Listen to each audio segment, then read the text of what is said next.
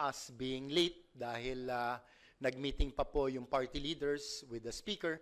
Then afterwards, nag-meeting po yung all-member caucus na ginanap ngayong hapon. Kaya medyo na late po kami. And in that meeting, of course, medyo maraming emotions, maraming napag-usapan.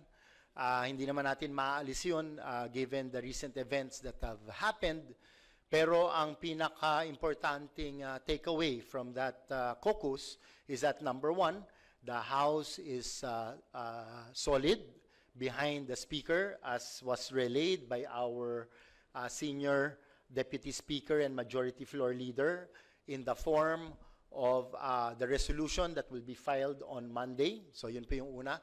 Pangalawa, kahit na medyo nasasaktan yung ating Speaker, ang instructions niya po sa ating mga kasamahan dito sa House of Representatives ay wag nang palakihin yung issue, tayo po'y magtrabaho na.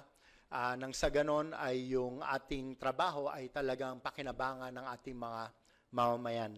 So yan po, in so many words, ang instructions ng ating Speaker, and we're very happy na ditinggin na ng Senate ang RBH 6 para magawa na rin po namin ang aming counterpart dito sa House of Representatives at mapag-usapan na po ang pag-improve ng ating konstitusyon nang sa ganon ay mabuksan ang ating ekonomiya for more investments, better jobs, and better lives for our people.